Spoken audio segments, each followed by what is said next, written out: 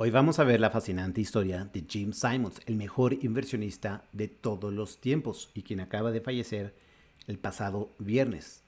Fue tan buen inversionista que logró convertir cada dólar invertido en más de 4 millones de dólares en tan solo 30 años, una auténtica locura. Bienvenido a un video semanal más de inversiones donde analizamos a las mejores empresas del mundo y buscamos a los mejores inversionistas para aprender de ellos. Bueno, ¿cómo invertía Jim Simons? Él fue uno de los pioneros en esto que se llama Quant Investing. Aquí te traigo una definición de diccionario donde habla que el Quant Investing es una estrategia de inversión que utiliza métodos matemáticos y estadísticos complejos. Ya vamos a ver que Jim Simons era matemático, entonces él tenía esta ventaja sobre los demás para poder aplicar estas metodologías en su método de inversión, y es algo que no está a la mano pues de cualquier persona de la calle. Estos modelos algorítmicos analizan gigantes cantidades de información pasada para predecir y copiar las mismas tendencias, esos patrones, y ponerlos y tomar decisiones de inversión en el muy corto plazo. Esto quiere decir que hay mucho trading en esa estrategia de inversión, pero que está basado en métodos matemáticos. Acá te voy a poner un ejemplo de lo que hacía Jim Simons. Él se fijaba, por ejemplo, en la actividad de los restaurantes y pizzerías que había alrededor del Pentágono, y si notaba que por más de 2 días seguidos había picos de tráfico en esos restaurantes, él podía prever que habría tensiones geopolíticas, y viendo las tensiones geopolíticas anteriores podía predecir hacia dónde se iba a mover el mercado en el corto plazo y posicionarse y ganar dinero. Este es uno de muchos ejemplos porque él jamás reveló, obviamente, toda su estrategia para no perder esa ventaja competitiva de cómo invertía. Bueno, vamos a pasar a ver un poco de la historia de Jim Simons. Él nació en Massachusetts, muy cerca de Boston, en un poblado o distrito que se llama Newton, que está muy cerca de esta foto. Muy cerca de esta zona. Esta foto yo la tomé en un viaje que hice a Boston desde un edificio de los que se ve toda la ciudad. Aquí está el estadio de los Red Sox, pero haciendo la investigación para este video me di cuenta que estuve muy cerca del lugar de donde nació Jim. Toda su carrera, pues él la hizo muy cercano a ese lugar donde nació. Él fue matemático por el MIT, que está ahí en Boston, y tuvo el doctorado en matemáticas también por Berkeley. También fue profesor del MIT y Harvard de matemáticas, que están ahí mismo en Boston. Lo que pasa ahí, o lo que hizo después, fue que en 1978 fundó su propio hedge fund o fondo de cobertura aquí en México. La verdad que no hay por la legislación, pero en Estados Unidos estos fondos pueden invertir en muchos tipos de instrumentos, no solamente acciones, sino derivados, en commodities, en monedas, tipo de cambio, etcétera. Y aquí lo interesante es que, si recuerdas, acabamos de ver que Jim nació en 1930, entonces cuando hizo su fondo, cuando lo fundó, pues ya tenía 48 años. Luego hay mucha gente que dice, no, a mis 30 ya mi vida ya se acabó, o a los 40, no, ya estoy del otro lado, ya no puedo hacer nada. Pero él con 48 años, casi pegándole a los 50, fundó o creó su fondo Renaissance. Entonces es muy curioso aquí también porque siempre salía fumando hasta el último día de su vida. Siempre tuvo cigarros, vivió 86 años, no sé qué tanto le afectó, pero es un gran inversor. Bueno, ¿qué es lo que él hacía y cuál era su fórmula secreta? Bueno, él no contrató ningún economista, no contrató ningún financiero, no contrató los llamados expertos de Wall Street, que más se dedican a cobrar comisiones que a saber invertir, sino que lo que hizo fue buscar a los mejores científicos y matemáticos. Es más, buscaba que ni siquiera tuvieran experiencia en inversión en bolsa, para que de esta manera pudieran crear algoritmos de simplemente procesar datos y ponerlos a su favor, hacer los algoritmos famosos y ponerlos a su favor. Y los principales clientes de sus fondos pues eran ellos mismos, porque eran fondos cerrados, no estaban abiertos al público, no lo podías tú comprar en la bolsa o en algún otro lugar, sino que estaba cerrado para amigos, para él mismo, para sus equipos de científicos, empleados y ex empleados. Y él pues invertía en acciones, tipo de cambio, futuros, opciones, swaps, bonos y commodities como el oro, petróleo, granos. O sea, él podía invertir en prácticamente todas las opciones y pues si unas no pegaban bien o les iba mal, pues otras iban a ir bien y él pues con esa versatilidad era capaz de moverse entre uno y otros instrumentos con muchísima rapidez, con muchísima agilidad. De hecho, eso le daba esta posibilidad de quedar muy por encima del SP500 que está aquí en azul. Uno de sus fondos, el Medallion 2, pues siempre estuvo positivo, por ejemplo, y en el peor año del SP500, que fue el 2008, en esta gráfica que cayó 40% de la bolsa, él subió más de 100%, probablemente porque se fue corto en algunos de estos instrumentos de la bolsa o largo en algunos de los instrumentos que suben cuando hay mucho riesgo.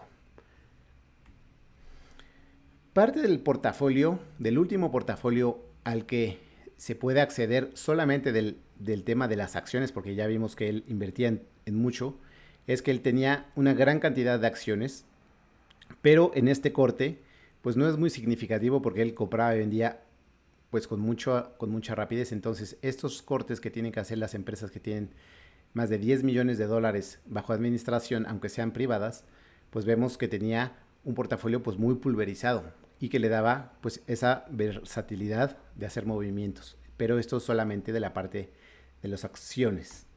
Él tenía varios fondos famosos. En cada uno de estos, el más famoso es el Medallion, pero tenía otros especializados en diferentes temas como equities o macro, que es pura economía, o en mercados emergentes o commodities, pero en el Medallion tenía de todo y es el que rompió todos los récords y es el por el que se hizo realmente famoso.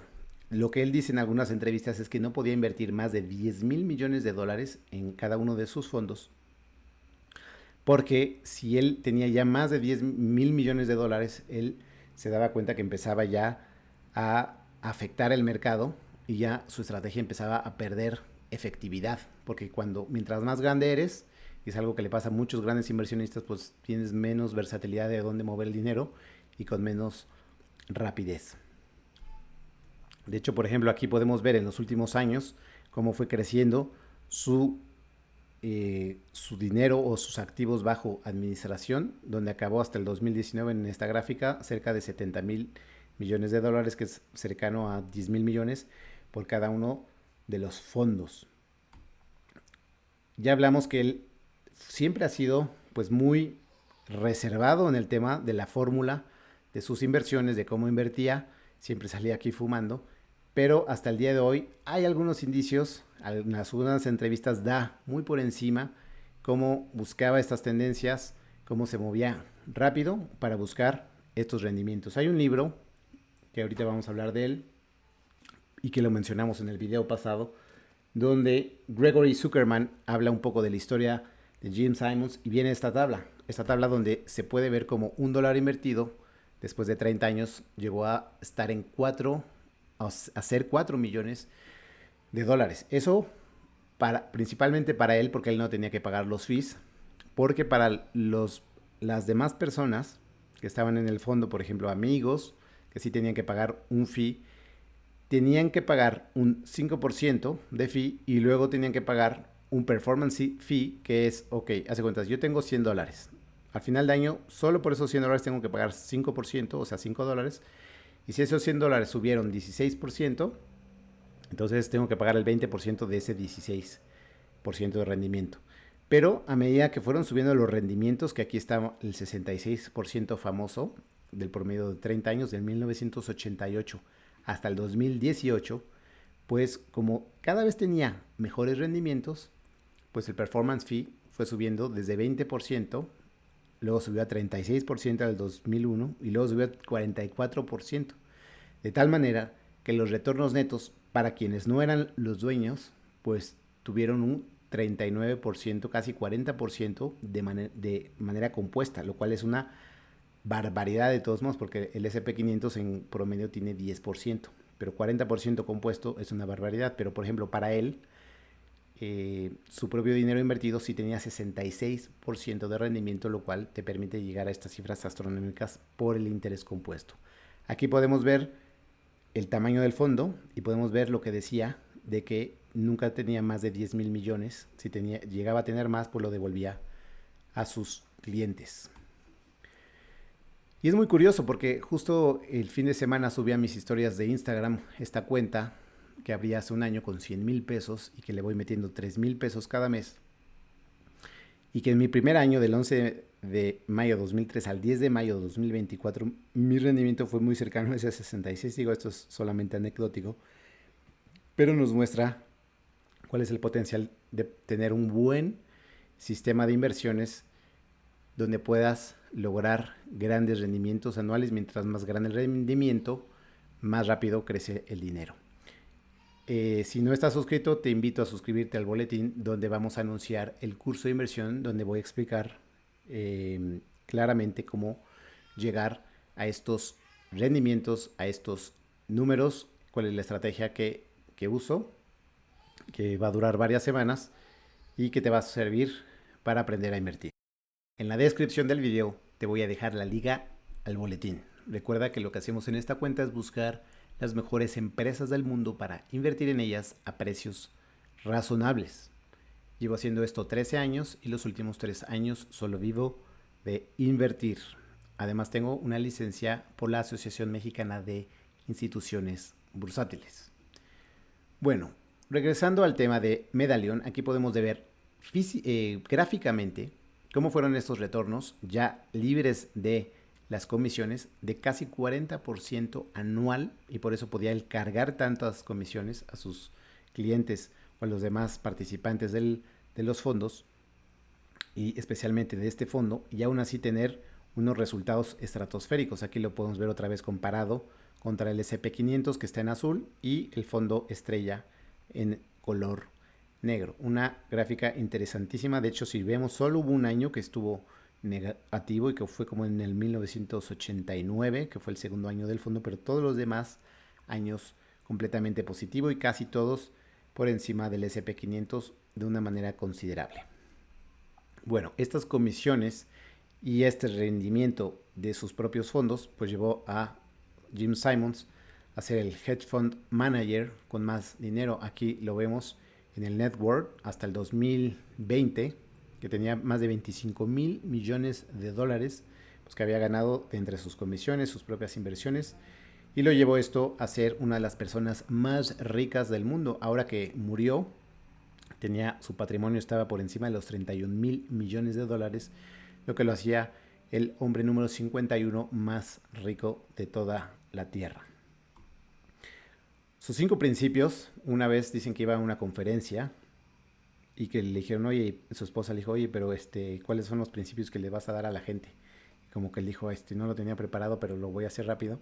Lo anotó en una libreta y estos son los 5 que sacó. 1, haz algo nuevo, no vayas con la manada. Definitivamente lo que a él le permitió llegar a estos rendimientos astronómicos, pues fue, número 1, invertir de una manera diferente.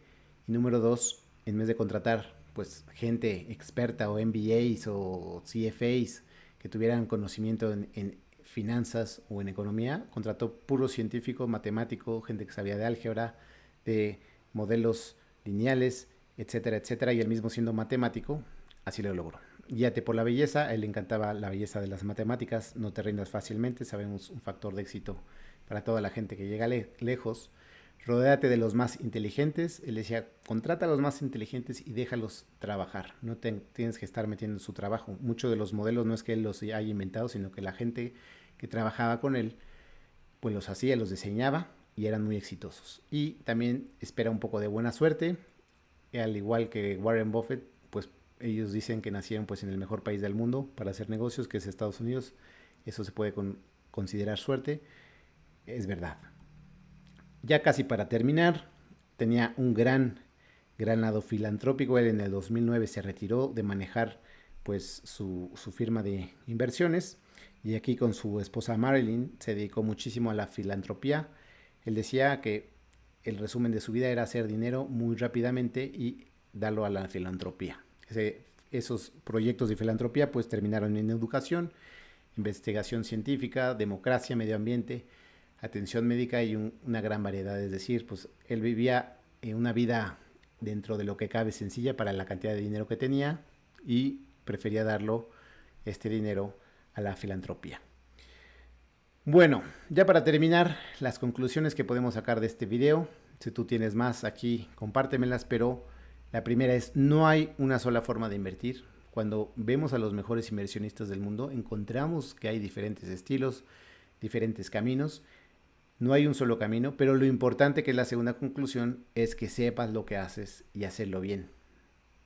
Es decir, no puedes estar un día invirtiendo de un lado y no me funcionó y me voy a la que sigue y tampoco la entiendo y entonces muevo la que sigue porque es lo que me encontré ahí en la siguiente red social y ahora mañana las meme stocks y mañana trato de hacer al quant y luego al value investor y luego... Entonces la tercera que nos lleva es la consistencia. Si no tengo esa consistencia, si no tengo ese entendimiento de lo que hago, del mercado, de las inversiones, no voy a llegar a ningún lado, pero él siendo el mejor creó su propio camino. Es en verdad un camino espectacular. De verdad es que es una historia padrísima.